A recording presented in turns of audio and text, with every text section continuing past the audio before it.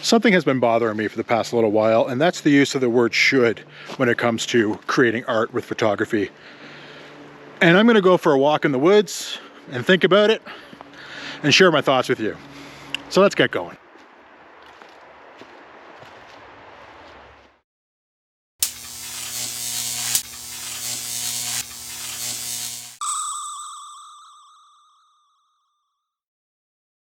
So there are many websites out there that give a lot of great advice to new photographers, but they always use the term should in their headlines. 10 things photographers should do to improve their work. Or sometimes it's a must. 5 must-do things for new photographers. And it's not that these articles are bad. In fact, they're quite good. They're full of useful advice that can be used by new photographers and old photographers alike. However, it's that niggling should that gets in there. And that should changes the article from some tips and ideas that you may wish to incorporate and use as tools in your own work to this is a rule or this is an expectation that you need to follow in order to become a good photographer. And that simply is not true. Just not.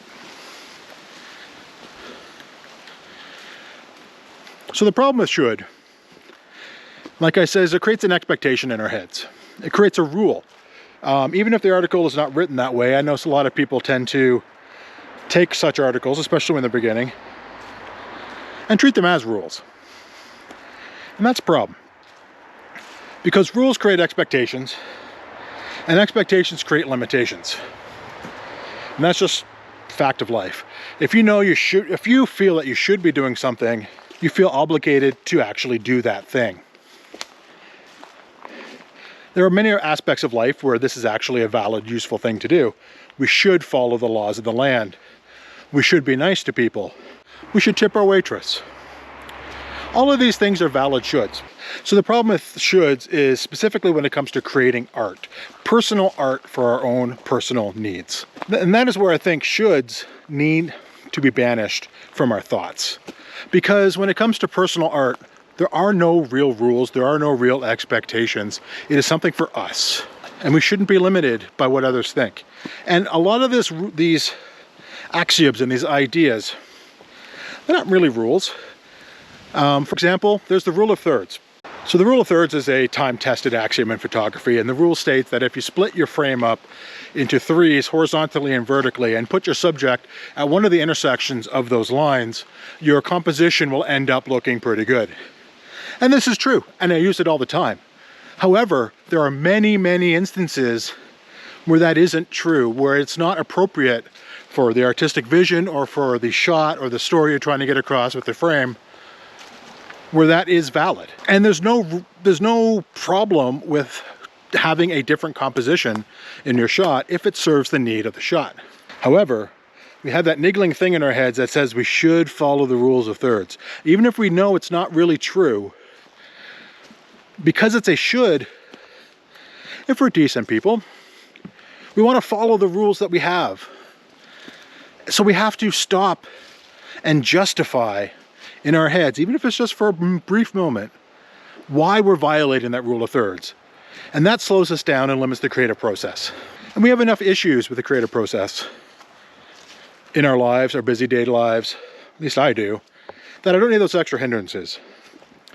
So instead of using shoulds, I would suggest you reframe the concept from a rule to simply a fact. And that fact is, if you put your subject in one of the third lines, it'll probably be true. So treat it as a tool in your toolbox, not as a rule. Our goal should not be to build up a set of rules that we use.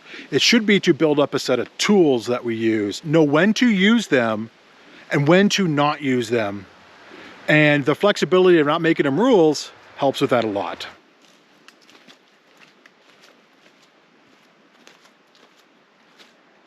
Another place where this becomes problematic is things like golden hour.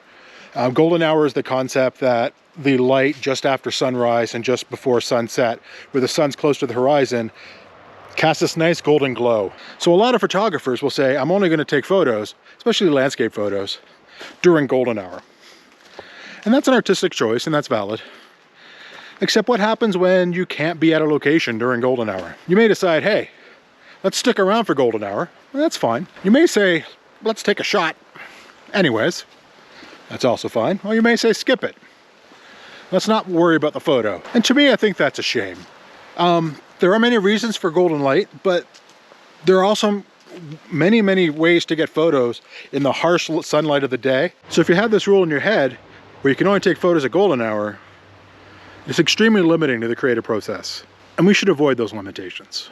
Now, it's perfectly fine if you want to say, I'm only going to take photos at golden hour because that's my thing. That's what I want. That's what I like. And that's fine. If you decide it's for you to only take photos during golden hour, go for it. All more power to you. But if you decide to only take photos during golden hour because it's the rules, then that's another shame. We should avoid those. So I would encourage you to avoid the shoulds. Avoid the thinking of shoulds. Reframe them to be tools in your toolbox. So when you go out to create the photos you want to create, you have all the weapons at your disposal to get the job done. And don't let rules get in your way. Because it's your art. You make the rules, not somebody else. Certainly not somebody on some photography website.